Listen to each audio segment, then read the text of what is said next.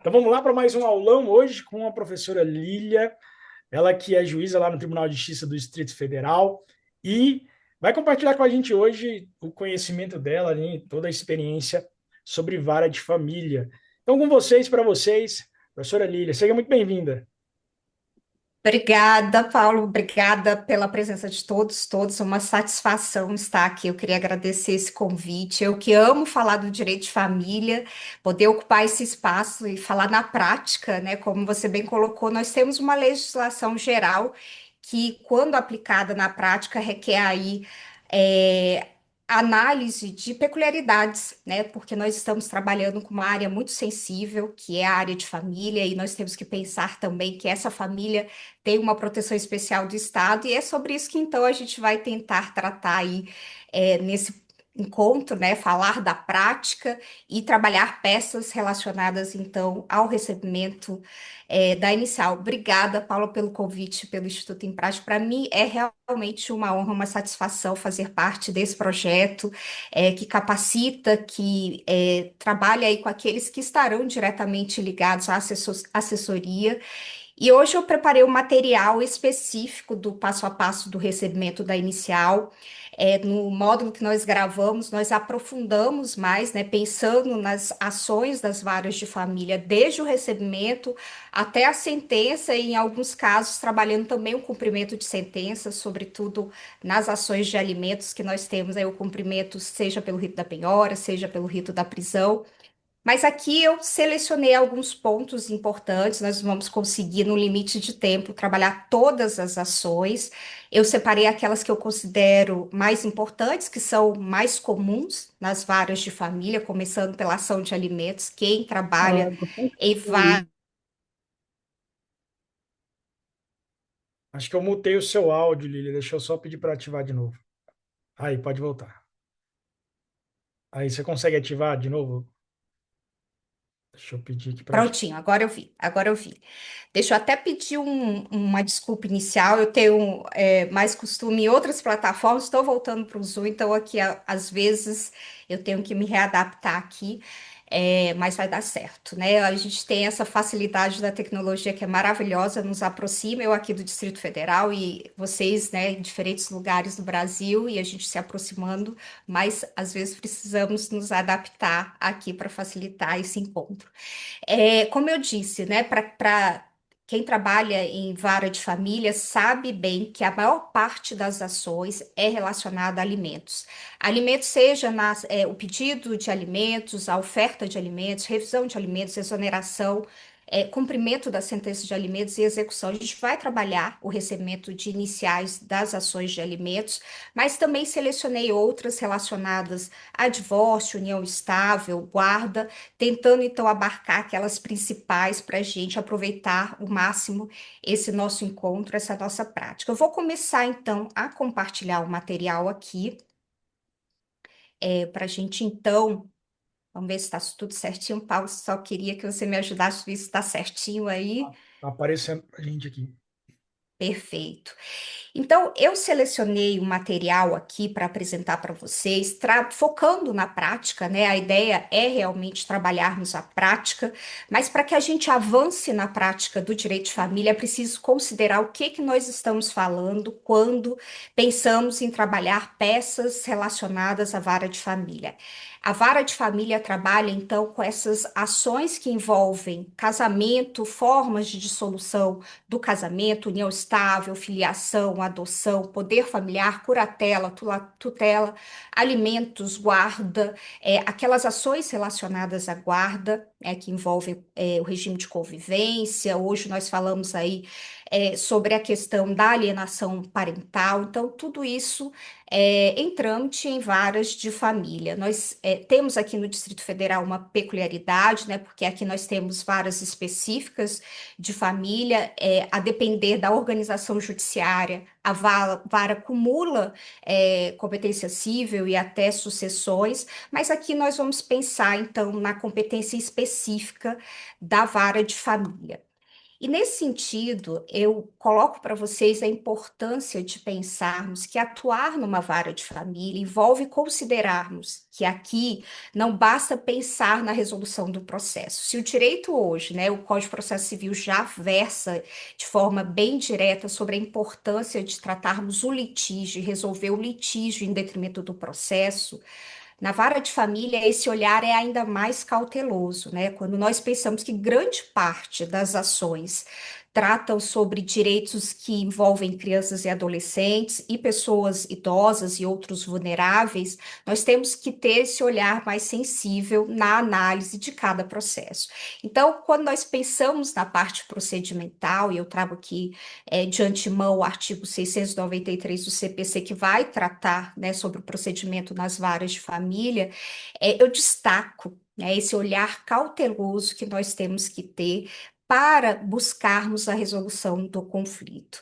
E nesse sentido, nós temos outros caminhos, né, outras portas que se abrem para a solução de conflitos, que é a mediação, a conciliação. Hoje nós falamos, inclusive, em justiça restaurativa, na área de família também, e a decisão judicial como última hipótese, né? Se nós conseguirmos uma solução que venha das partes, é melhor. A nossa atuação em termos de aplicação do direito, né, da aplicação jurisdicional, é aquela que acontece quando não viável a solução pelas próprias partes. E eu falo isso porque nós vamos trabalhar o procedimento em vara de família, mas essa possibilidade a todo momento de um acordo, de uma conciliação, mediação, faz com que nós possamos suspender o processo para que esse acordo seja viável. E na vara de família, diferente de outros procedimentos, essa suspensão pode alcançar um prazo maior. Então, nós temos situações de mediações extrajudiciais, né, que demandam tempo, e aí nós suspendemos o processo, permitindo que as partes possam chegar a esse acordo, sem esse limite, né, de prazo de suspensão. Eu cito aqui o artigo 693 do CPC, que vai trazer, então, o procedimento para grande parte das ações que tramitam em vara de família. Eu vou só arrumar aqui o meu, só para eu poder ver melhor aqui, que eu acompanho vocês e também consigo ler os slides. Prontinho. O artigo 693 vai nos colocar: as normas desse capítulo aplicam-se aos processos contenciosos de divórcio. Eu tirei o destaque de separação, porque nós vamos falar rapidamente da decisão do STF, que considerou que hoje no ordenamento jurídico não existe mais a separação judicial. Ou seja, nós, se recebermos uma petição inicial de separação, essa petição necessariamente será indeferida, porque não existe como figura autônoma a separação judicial. Hoje nós falamos então em divórcio, e aí esse rito que nós vamos trabalhar vale então para o divórcio, reconhecimento e extinção de união estável, guarda, visitação e filiação. Então, nós vamos trabalhar esse procedimento, entender qual é esse procedimento, e aí o parágrafo único coloca: a ação de alimentos e a que versar sobre interesse de criança ou adolescente observarão o procedimento previsto na legislação específica. Aqui nós vamos pensar na ação de alimentos, que é a primeira que nós vamos trabalhar, e aí a ação de alimentos, ela tem um rito próprio, né? A lei de alimentos, ela é anterior ao Código Civil, anterior também ao Código de Processo Civil, mas ela permanece, porque naquele conflito de leis no tempo, né, a lei posterior, que seria o Código Civil, não a revogou porque compatíveis. E o CPC expressa ressalva a um rito específico da ação de alimentos. Então, prevalece o rito específico lá da lei de alimentos, que é o rito concentrado, mas nós vamos fazer algumas considerações para a prática, né, do que está efetivamente acontecendo em termos de ações de alimentos. Considerando então esse artigo, e eu vou fazer algumas considerações preliminares antes de avançar propriamente ao rito, nós temos que pensar que na vara de família nós temos outra peculiaridade, que é a atuação do Ministério Público em grande parte das ações. Eu faço esse destaque antes de adentrarmos propriamente no rito, porque muitas vezes ficamos em dúvida se é caso ou não de intervenção do Ministério Público. Eu faço aí um destaque ao artigo 691, que vai perdão, 698, que vai tratar sobre essa intervenção que acontece, né, com base na qualidade do direito envolvido, mas em algumas situações específicas fica a dúvida se é ou não hipótese de intervenção. E aí, o conselho, né, que eu dou para vocês na prática diária, né, da atuação em vara de família, na dúvida, vamos encaminhar ao Ministério Público. Por quê? A jurisprudência, né, pacificou-se no sentido de que, nas hipóteses de intervenção do Ministério Público, a nulidade acontecerá se o processo não é remetido ao Ministério Público. Ou seja, o problema não é a manifestação propriamente, porque pode ser que o Ministério Público diga não é caso de intervenção e devolva os autos. A intimação do Ministério Público, ou seja, a remessa dos autos ao Ministério Público, supre eventual nulidade, de forma que, ainda que não se manifeste, só o encaminhamento vai solucionar. Então, na dúvida, vamos remeter ao Ministério Público, e é essa observação que eu faço nesse slide. Na dúvida, vamos intimar, e havendo essa intimação, mesmo que ele não se manifeste, não haverá nulidade. Eu trago aí a jurisprudência para vocês, citando esse precedente do STF. Entrando, então, no rito propriamente dito, né, previsto lá no artigo 693 para as ações de família. Esse é um rito específico para as ações de família, porque, como veremos, na vara de família, essa necessidade, né, de buscar especialmente a solução pelas próprias partes vai trazer, né, essa fase preliminar de mediação-conciliação com uma peculiaridade que é o não encaminhamento da petição inicial à parte contrária.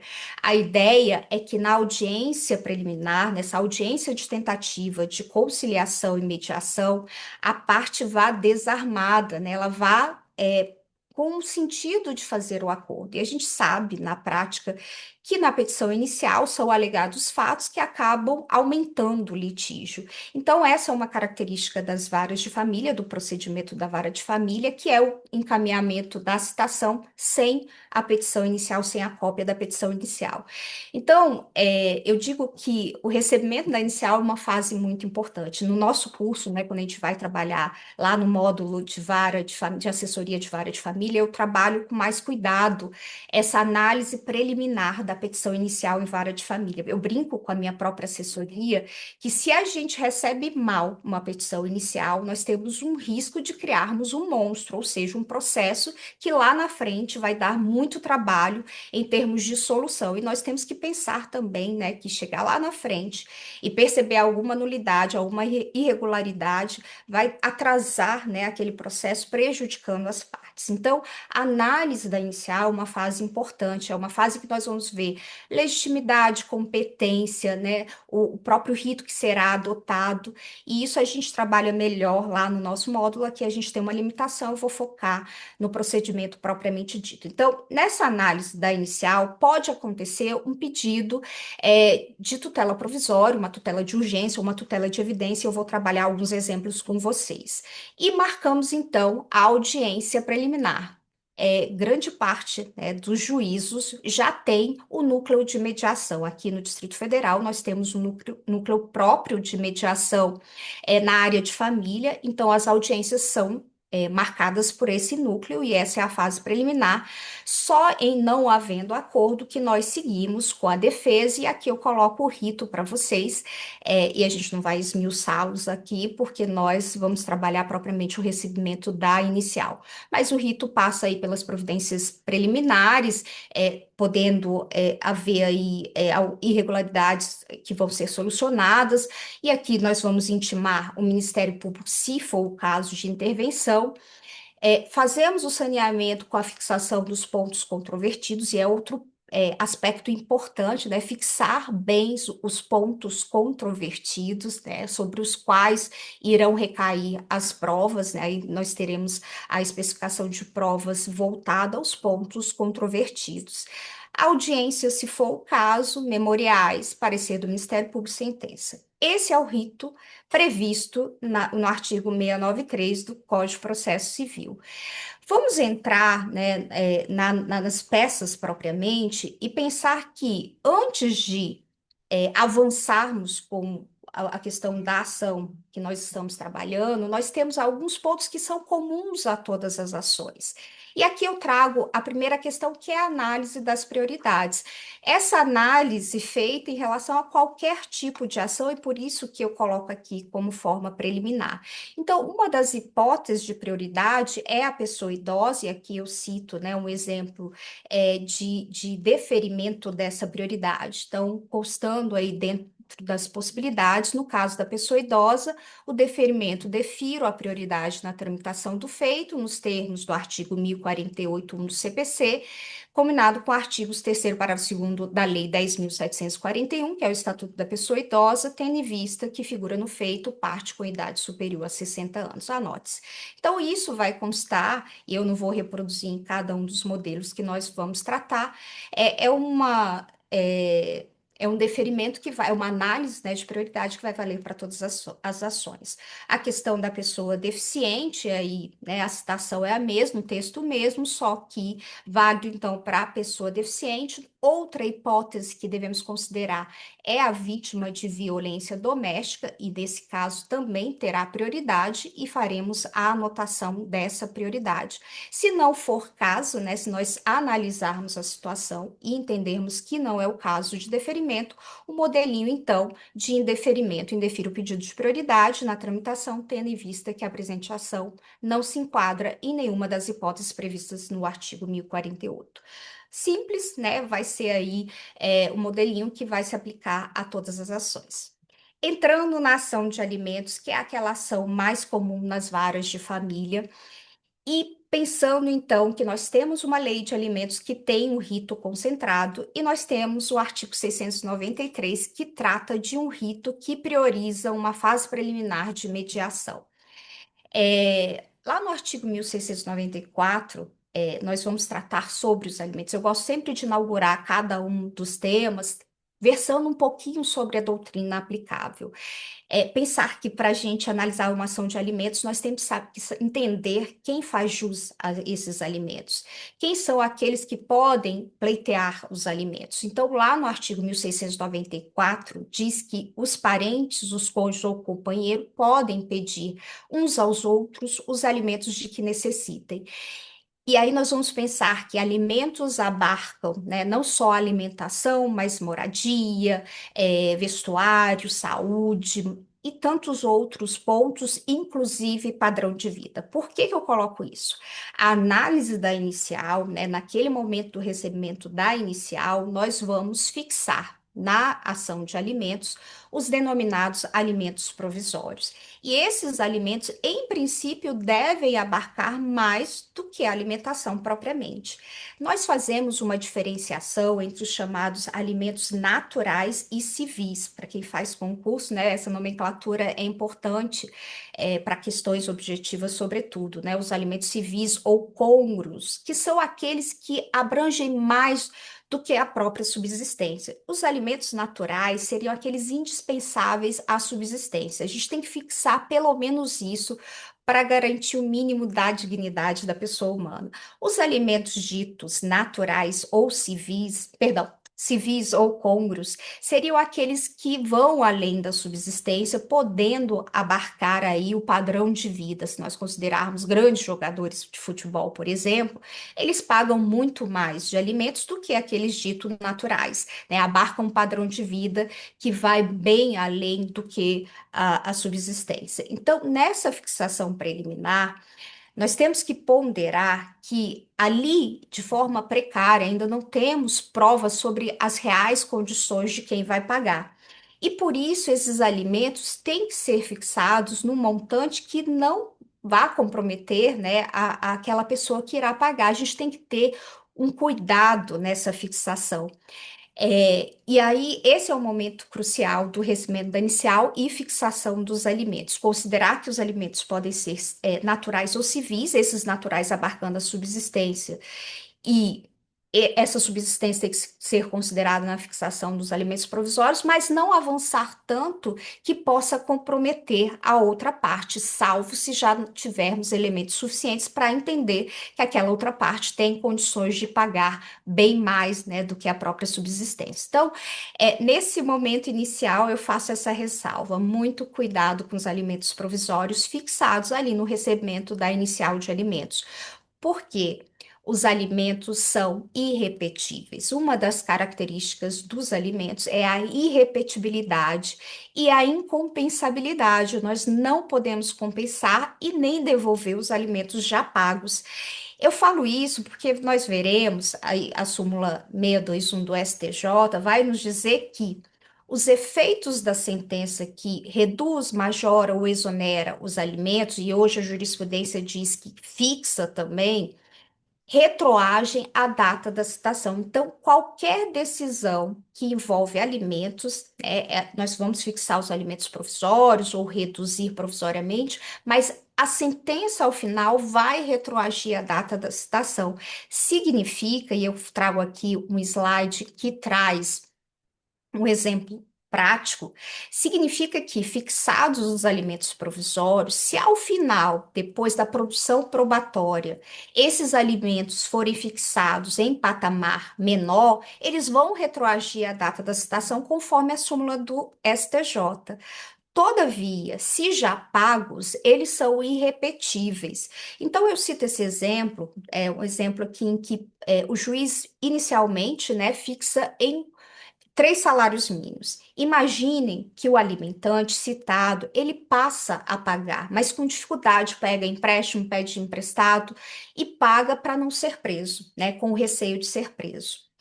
Ao final, a sentença, fixando em 2 salários mínimos a partir, né, da consideração dos elementos probatórios, essa sentença vai retroagir à data da citação. Todavia, o que foi pago a mais não será devolvido. Nesse sentido, é que eu destaco a necessidade de ponderação nessa fixação dos alimentos provisórios, né? Esse cuidado maior na fixação dos alimentos provisórios.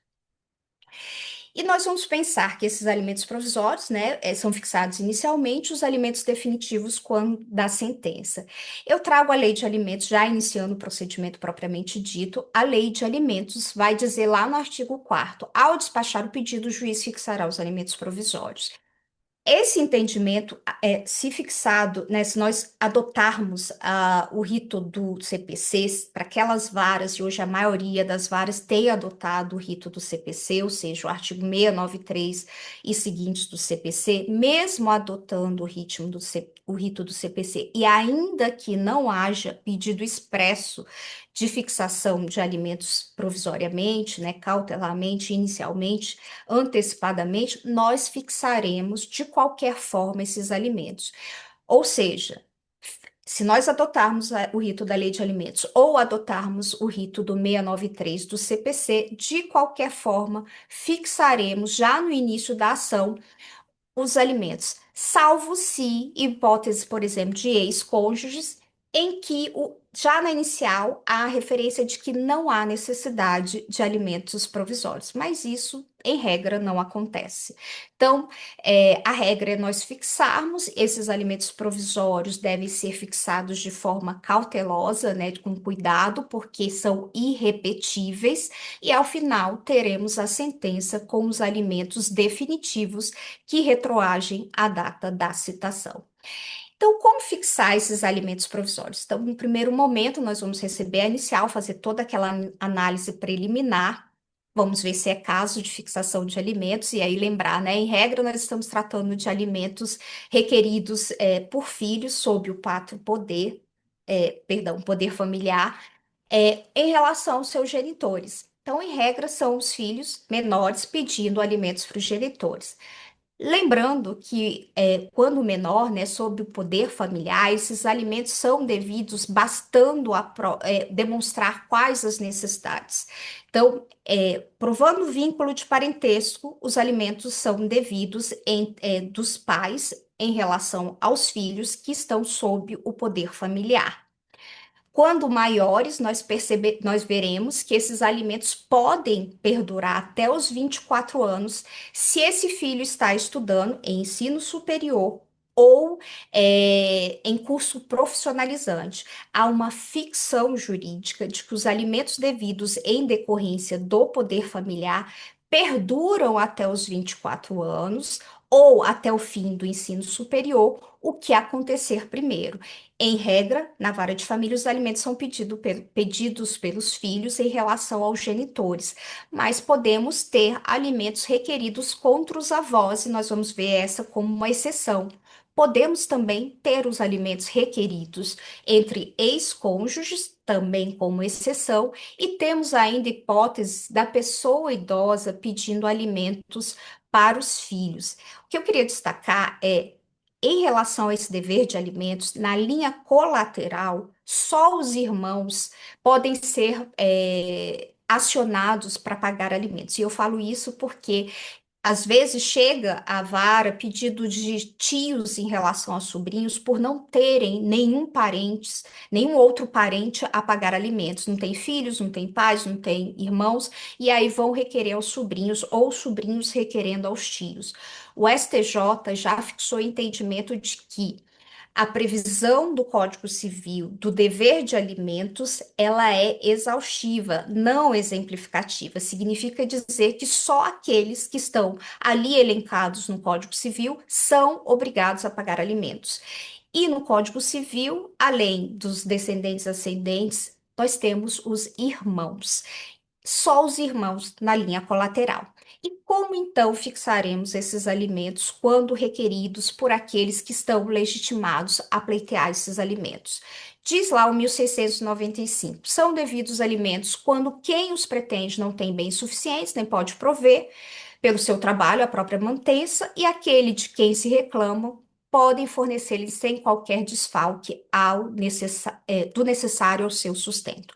Aqui nós temos o chamado binômio necessidade e possibilidade. Na fixação dos alimentos, nós vamos colher inicialmente os dados que nós temos ali, os elementos de prova ainda precários, e vamos fixar os alimentos com base nas necessidades, que em regra são ilimitadas, e nas possibilidades daquele que vai pagar. Hoje se fala também no chamado trinômio, necessidade, possibilidade e proporcionalidade. O que significa isso? A proporcionalidade analisada na fixação desses alimentos. Busca-se, a partir do princípio da proporcionalidade, evitar o enriquecimento sem causa. Há situações em que quem pode pagar muito. Então, nós podemos imaginar um grande jogador de futebol, às vezes eu cito os nomes de alguns, mas vamos imaginar um grande jogador de futebol que ganha milhões por mês. Ele pode facilmente pagar por mês para o seu filho meio milhão.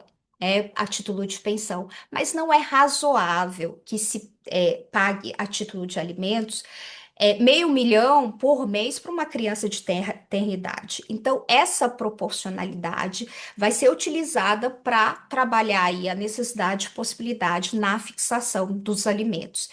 Inicialmente, então, analisamos as provas trazidas naquele momento inicial e destaco, né, que hoje já se consideram os sinais exteriores de riqueza para fins de fixação.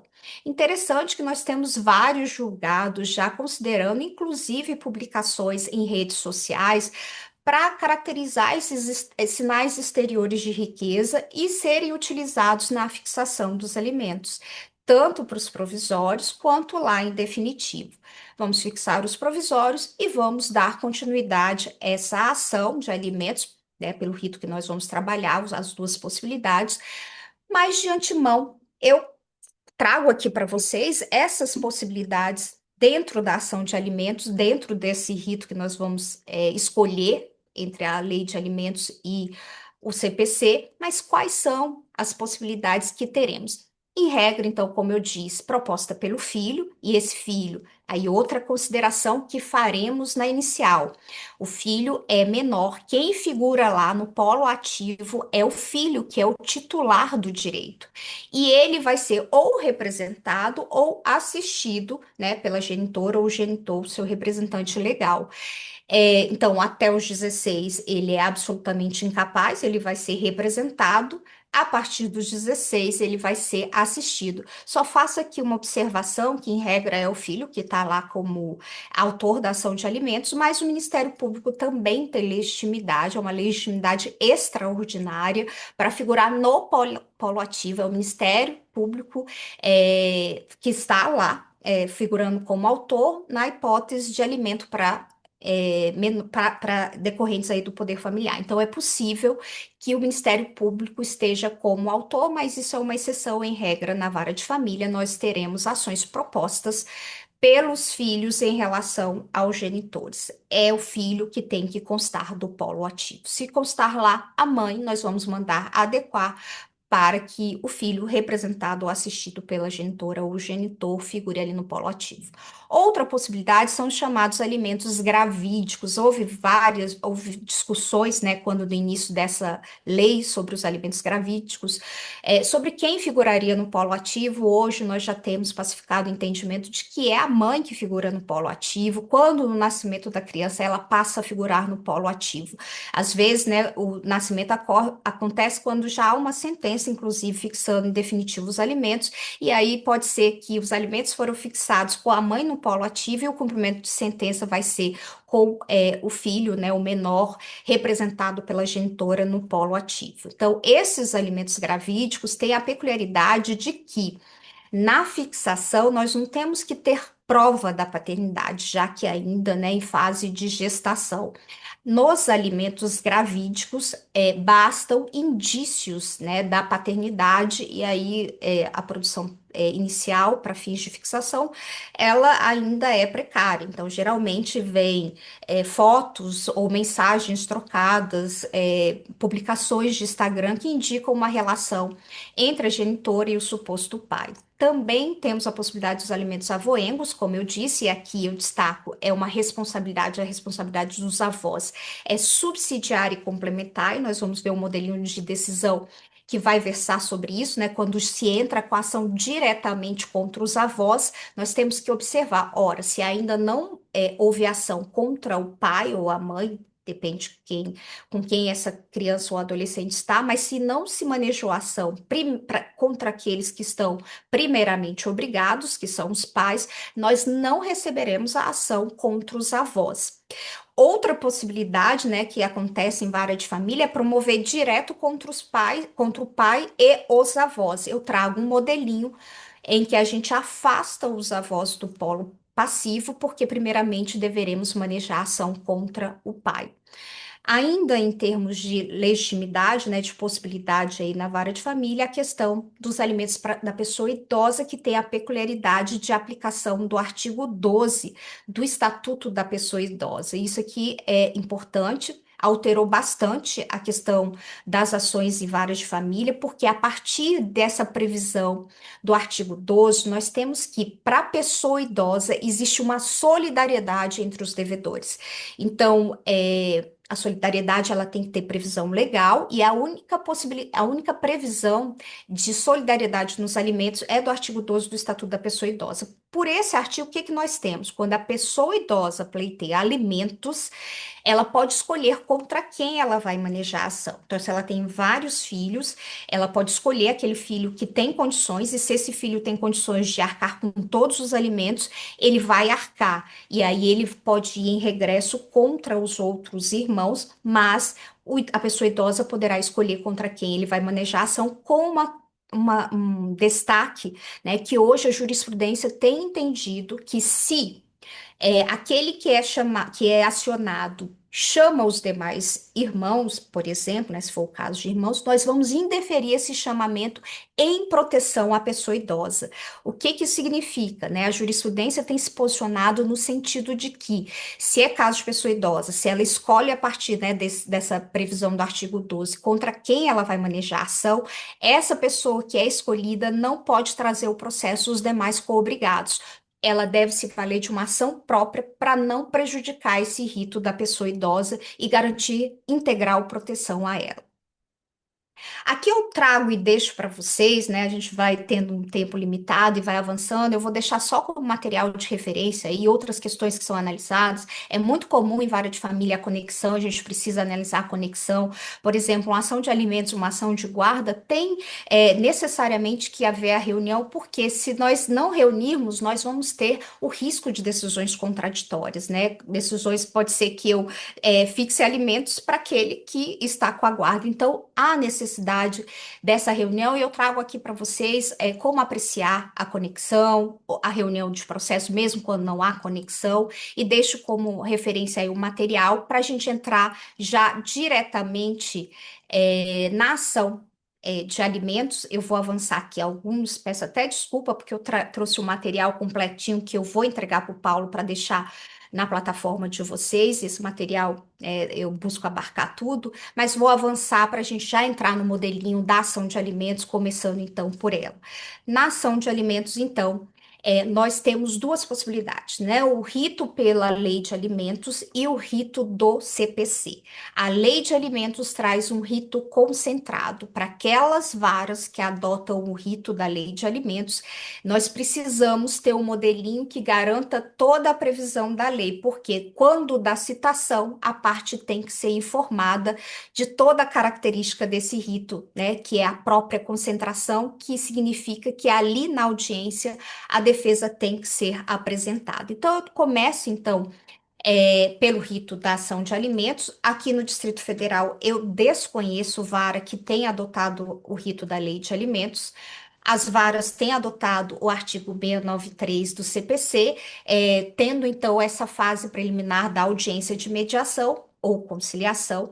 E aí, assim, quando a gente tem mais tempo, a gente faz essa diferenciação entre mediação e conciliação. Para as varas de família, para as ações de família, a gente prioriza a mediação, que é a busca pelas próprias partes do consenso. Então, aqui no Distrito Federal, nós temos adotado o rito do CPC, tendo essa fase preliminar de mediação. Para as varas que adotam a lei de alimentos, que não estaria incorreto, né, porque o próprio CPC faz a ressalva, nós teríamos esse modelinho.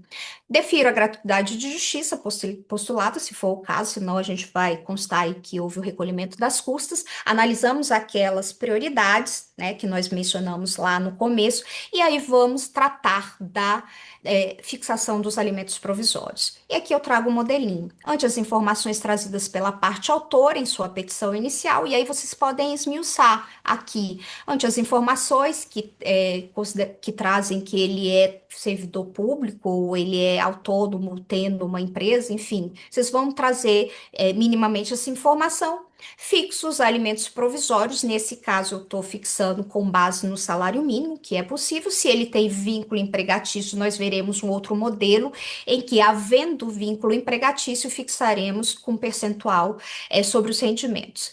E aí estabelecemos a data do pagamento, a conta na qual ele pagará, ele depositará. Designo a audiência, então, presencial ou virtual, vai depender da situação da vara, de conciliação, instrução e julgamento. A lei de alimentos traz a concentração do rito, de modo que aqui nós já fixaremos audiência de conciliação, instrução e julgamento. E aí, temos que esmiuçar como que vai acontecer essa audiência, porque quando da citação isso vai ter que ser explicado para a parte contrária. As partes deverão comparecer à audiência acompanhadas das suas testemunhas. O rito é concentrado, as partes já levam as testemunhas, sendo-lhes facultado o oferecimento de outras provas em audiência.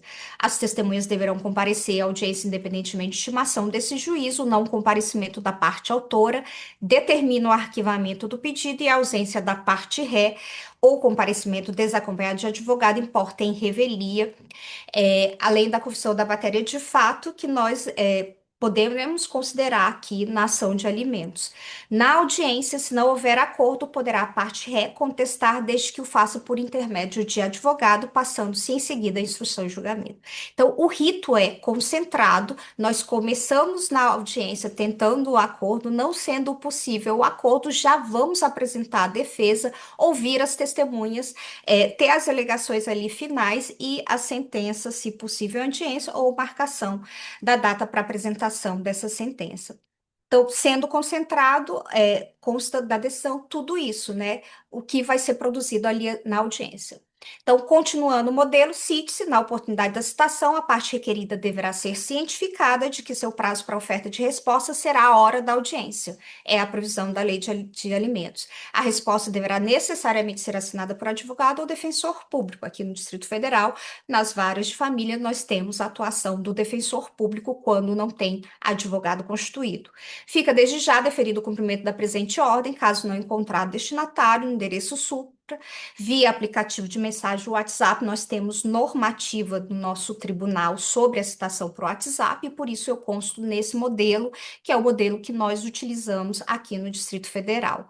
Devendo ser seguido regularmente o trâmite estabelecido em publicação oficial neste Tribunal de Justiça. Então, um modelo que traz aí o que deve constar caso nós estejamos seguindo o rito da Lei de Alimentos. Depregue-se, caso necessário, intime-se, caso a parte possua advogado particular constituído, fique intimado dessa decisão, dou força de mandado à presente decisão. Aqui nós temos garantido força de mandado às decisões para fins de agilidade, né, para que nós também diminuamos os atos do cartório. Na sequência, aqui eu vou avançando de forma mais rápida, o modelo, quando há vínculo empregatício, eu trouxe o modelo de vínculo empregatício já adotando o rito do CPC. Aqui nesse modelo, então, nós vamos adotar aquele rito que nós vimos lá do CPC, que versa sobre as ações da vara de família, as ações contenciosas. Então, eu recebo a petição inicial. E aqui eu mudei um pouquinho o modelo, né, para as várias possibilidades que podemos ter. Pode ser que você está recebendo a inicial, porque ela já está ok, pode ser que ela esteja recebendo a inicial e a emenda, e pode ser nas hipóteses em que, quando você determina a emenda, são várias necessidades de emenda.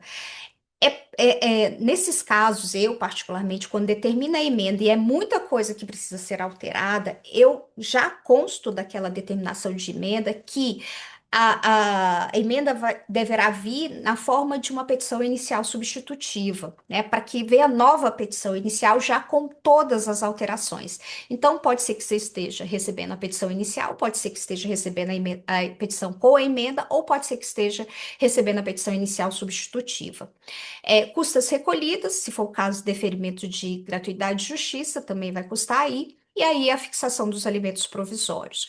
Considerando que o requerido não possui outros filhos menores, arbitra os alimentos provisórios a serem pagos pelo devedor em tantos por cento dos rendimentos brutos, deduzidos apenas dos descontos compulsórios, imposto de renda e contribuição previdenciária, crescida das respectivas cotas do auxílio pré-escolar e salário família. Isso tudo é incluído, então, nos alimentos, sendo tantos por cento para cada filho se o pedido diz respeito a mais de um autor. Valor que vai ser descontado da folha de pagamento e depositado na conta bancária da genitora dos menores. Eu aqui também faço constar a inclusão no plano de saúde, então aqui quando já há informação de plano de saúde, então em regra, se é servidor público tem plano de saúde, eu faço constar esse parágrafo para inclusão também no plano de saúde. E a determinação de comunicação ao órgão pagador com a observação de que a pensão deverá ser descontada a partir do recebimento da ordem. Então, aqui pode ser que o desconto aconteça antes da citação, então é um olhar diferente em relação à súmula que diz que os alimentos são devidos desde a data da citação. Pode ser que a fixação dos alimentos provisórios, quando há órgão pagador, o desconto aconteça antes mesmo da citação, e isso tem sido sustentado pela própria jurisprudência, essa possibilidade. Continuando o modelo, então, nos termos do artigo 334 e 696 do CPC, aqui nós vamos ter a fase preliminar, que é a tentativa de mediação, conciliação, a busca consensual da solução do conflito. Então, encaminhe-se o processo ao núcleo virtual de mediação e conciliação de família. É o que nós temos no Distrito Federal. Se, né, na vara adota-se o CPC e não tem o núcleo, é possível essa fase na própria vara, pelo próprio juiz ou por pessoa designada por ele, um conciliador mediador. Então, encaminhe-se para a designação da sessão de mediação, a qual as partes deverão comparecer acompanhadas dos seus advogados. Se não houver núcleo, eu coloco aí o modelinho em que é marcada na própria vara. Após cite a parte requerida, intime-se a parte autora para a audiência ser realizada, deverá o oficial de justiça, em sendo hipótese, observar a regra incerta no artigo 252, aí os comandos que eu dou para os modelos, o modelo padrão, inclusive com possibilidade de requisição de força policial, se necessário. E aí, na sequência, o que precisa constar? Caso não haja acordo na sessão de mediação, a parte requerida deverá oferecer resposta no prazo de 15 dias contados da sessão de mediação. Então, percebam que aqui nós temos a fase preliminar da mediação e só depois o prazo para oferecimento da defesa. Por isso que é preciso de antemão saber qual o rito adotado na vara, para saber como será o modelo, já que os detalhes de cada rito precisam constar do modelo do recebimento da inicial. Eu trago aqui, a gente está avançando bastante no horário, eu queria abrir a possibilidade para vocês falarem também. Trago os outros modelos que nós vamos ter, né? Uma decisão que envolve os alimentos gravídicos, eu só destaco aí nesse ponto 3 que aqui, diferente da ação de alimentos em que a prova do vínculo deve estar demonstrada, no caso de alimentos gravídicos, bastam os indícios de paternidade, por isso eu coloco aí no ponto 3. Com a petição inicial, foram juntados documentos que formam o convencimento acerca da existência de indícios de paternidade atribuída à parte requerida, e por isso, então, fixa-se os alimentos, e aqui o modelinho segue como anterior, é só aquele detalhe que nós vimos anteriormente. Outra possibilidade, revisão de alimentos, e na revisão de alimentos, o que que nós teremos? Geralmente, o pedido de antecipação de tutela para diminuir ou para aumentar os alimentos. Então, aqui é uma característica dessa ação que nós vamos ter que analisar se é hipótese de antecipação de tutela, e eu trago aqui para vocês esse modelo. No primeiro modelo, não presentes os requisitos necessários, o indeferimento desse pedido de tutela de urgência. Muitas vezes o pedido se funda aí, né, na existência de outro filho. A existência de um novo filho não necessariamente será caso de diminuição das possibilidades. Então, tem que ter cautela nessa análise de antecipação de tutela quando o fundamento é tão somente a existência de outro filho. Eu vou deixar esse material com os modelos, né? E assim, modelo geral ele é igual, só se destaca essa fase preliminar de análise da antecipação de tutela. Outra possibilidade, alimentos avoengos, e esse eu queria fazer destaque, porque nós precisamos considerar que, né, os alimentos dos avós, devidos por avós, têm natureza subsidiária e complementar. E o entendimento, né, já fixado pelo STJ é que, no caso de alimentos pleiteados em desfavor dos avós, nós temos situação de litisconsórcio passivo ulterior, facultativo e não necessário. Eu faço destaque a isso daqui é uma jurisprudência do STJ, que consolidou esse entendimento, e eu faço isso por quê? Porque, sendo a obrigação dos avós subsidiária e complementar, eles podem ser chamados a essa obrigação, e, sendo chamados, eu coloco a situação em que há vários avós, aqui eu coloco de forma, né, em esquema, podem ter vários avós. Imagina que Marina, né, está sob os cuidados da mãe, e eu coloco sob os cuidados que a gente aprecia a guarda no olhar mais amplo. Vamos imaginar que está com a mãe, o lar de referência é materno, e se pleiteia os alimentos contra o pai, e o pai, na verdade, tem os alimentos fixados e não paga, não é encontrado, o cumprimento de sentença está parado porque não consegue localizar. E ela então vai contra os avós. E nessa escolha, nessa análise, né, o advogado decide promover só contra o avô paterno, porque ele é um grande empresário e teria condições. Nesse caso, o juiz, ao analisar a inicial, ele não deve determinar a emenda para a inclusão dos outros avós, porque é hipótese de litisconsórcio facultativo e não necessário. A escolha sobre quem vai, sobre quais os obrigados a parte vai litigar é dela inicialmente. Isso é diferente da solidariedade. Aqui ela pode pleitear contra um dos avós e ele só vai pagar a parte dele. Diferente daquela hipótese de solidariedade que eu tratei, quando a pessoa idosa pede para um dos filhos e o filho é obrigado a pagar a integralidade. Isso decorre da solidariedade. Aqui não é situação de solidariedade, já que não há previsão expressa de solidariedade e a solidariedade decorre da lei. Então, Marina pode escolher inicialmente contra quem vai litigar. E essa pessoa contra a qual ela litiga só vai ser obrigada pela parte dela. O juiz não deve determinar a emenda para incluir os outros avós. Agora, se o avô demandado chamar os demais, aí sim, esses demais serão incluídos no polo passivo, e isso é um chamamento especial, a gente coloca entre aspas, que não é propriamente o chamamento do processo lá da intervenção de terceiros. E por que não é? Porque nós não vamos adotar aquele rito do chamamento. A mera indicação dos outros avós já vai fazer com que sejam incluídos no polo passivo e aí vão ser citados para oferecer a defesa e vamos seguir aqui o rito que nós adotamos, seja o da lei de alimentos ou do CPC. Só deixando claro isso, né, que essa determinação inicial de emenda para a inclusão dos outros avós ela é equivocada porque não se trata de um litisconsórcio necessário e não há necessidade de formação do litisconsórcio inicial, né? No início do processo, nós temos uma excepcionalidade de litisconsórcio facultativo ulterior.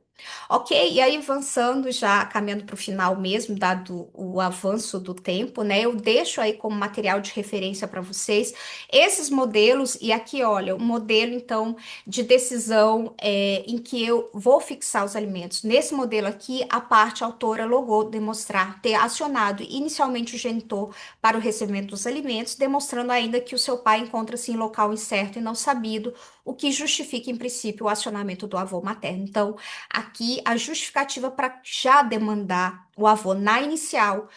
Contra os avós, a gente precisa fazer essa análise e tem que constar, então, da decisão por que que nós estamos fixando os alimentos contra os avós. Vamos fixar quando já demandado o pai, e aí ele está em local incerto, ou ele já é falecido, enfim, uma situação em que justifica a obrigação subsidiária e complementar. Fica aí o modelo, eu não vou ler ele todo, né, para a gente não avançar tanto no tempo. Alimentos para pessoa idosa, eu já destaquei para vocês a questão da solidariedade, então, essa possibilidade de pleitear diretamente contra um dos filhos, não necessariamente contra todos. Eu destaco essa jurisprudência aqui. Na hipótese da ação de alimentos devida à pessoa idosa, o artigo 12 da Lei de Alimentos, Estatuto da Pessoa Idosa, preconiza que a obrigação alimentar é solidária, podendo o alimentante optar entre os prestadores, de modo que é inviável o ingresso dos outros co-obrigados no processo. Porque eu destaco isso daqui? Eu trouxe essa jurisprudência para que, na ação, na prática, né, se a pessoa idosa escolhe essa uma pessoa escolhida, citada, veio e em defesa chama os demais, essa jurisprudência que nós estamos utilizando aqui no Tribunal de Justiça, e como essa tem várias outras aqui no Distrito Federal, no sentido de indeferimento de ingresso dos demais co-obrigados. A ação vai prosseguir contra aquele que foi demandado e aquele que foi demandado poderá, em ação própria e em regresso, contra os demais co-obrigados. Eu vou encerrar por aqui essa fase, acho que a gente avançou 1 hora, eu vejo aqui no chat que tem algumas manifestações, vou abrir para vocês, eu estou passando rapidamente aqui os slides só para colocar para vocês que eu deixo como material de referência. Temos aí a questão da guarda, o regime de convivência. Na guarda, geralmente teremos pedido de antecipação de tutela, versando sobre a guarda provisória, né? E aqui o destaque hoje nós temos o entendimento de que, em regra, a guarda vai ser compartilhada, e eu faço sempre uma observação, uma advertência para que a gente entenda o que que é guarda compartilhada e o que é guarda alternada. O ordenamento jurídico prevê a guarda compartilhada, não tem previsão de guarda alternada. E eu queria destacar para vocês, e com o tempo lá no nosso módulo a gente fala sobre isso. Guarda alternada também não é estar com um, estar com o outro, não necessariamente isso é guarda alternada. Guarda alternada é o exercício unilateral da guarda de forma alternada. Isso é diferente de ter guarda compartilhada com alternância de lares. A guarda compartilhada com alternância de lares é possível, excepcionalmente tem sido deferida, sobretudo diante do contexto atual pós-pandemia, em que os pais estão alternando o trabalho em casa e presencialmente. Então, hoje, o próprio Ministério Público tem se manifestado favoravelmente em casos excepcionais de guarda compartilhada com alternância de lares. E eu trato sobre isso nos modelinhos, né? Eu trato no nosso curso lá no módulo da assessoria de vara de família e trago aqui nesses modelinhos o recebimento da inicial, agregando um pouquinho de doutrina, porque não tem como a gente ir para a prática sem um pouquinho de doutrina. Então, tem aqui para vocês como modelo. E para finalizar mesmo, trago também modelinho de divórcio, lembrando essa decisão recente do STF, no sentido de que não há mais a separação judicial. Então, só lendo essa tese de julgamento, após a promulgação da Emenda Constitucional 66 de 2010, a separação judicial não é mais requisito para o divórcio, nem subsiste como figura autônoma no ordenamento jurídico.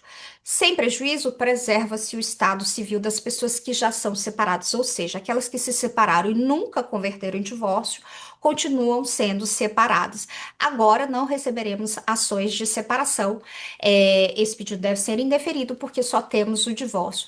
E aqui também eu deixo para vocês como modelinho a questão do divórcio liminar. Essa emenda 66 de 2010 trouxe também, né, essa facilitação do divórcio, e a partir de então nós temos o posicionamento claro de que o divórcio é direito potestativo. Para o divórcio, basta a vontade de um dos cônjuges. Em sendo assim, nada evitaria o divórcio. Por que não deferir, então, esse divórcio liminarmente? Aqui no Tribunal de Justiça do Distrito Federal, nós temos deferido esse divórcio liminar em tutela de evidência, porque não é caso de urgência propriamente dita, mas evidência do direito. Nada poderá ser alegado pela outra parte para evitar esse divórcio. Então, deferimos de forma liminar o divórcio por meio de decisão de tutela de evidência. Eu deixo aqui o material para vocês em que nós tratamos sobre isso. Eu vou encerrar aqui o compartilhamento da tela e abrir para vocês. A gente está caminhando, o tempo acaba correndo mais rápido do que gostaríamos, né? E o conteúdo é denso, muito, né, é profundo. Eu tento falar o máximo possível para avançarmos, com o intuito de, pelo menos, pincelar aspectos tão importantes do direito de família, da prática da vara de família. Eu deixo aberto, então, para vocês, caso queiram falar alguma coisa ou se posicionarem aí e discordarem também, porque o direito é bonito, por isso que a gente também pode discordar, mas para a gente utilizar esses minutos finais para essa troca. Perfeito, Lilia. Quero agradecer primeiramente, né, por essa aula aí, foi muito boa, muito massa, assim, é bom sempre a gente está atualizado, né, a gente que trabalha dentro do gabinete, não na vara específica, a gente vê tanto que o direito ele muda, né, a depender ali da situação que ele está inserido, e a vara de família ela é bem peculiar nesse caso, né. Deixa eu só pegar aqui.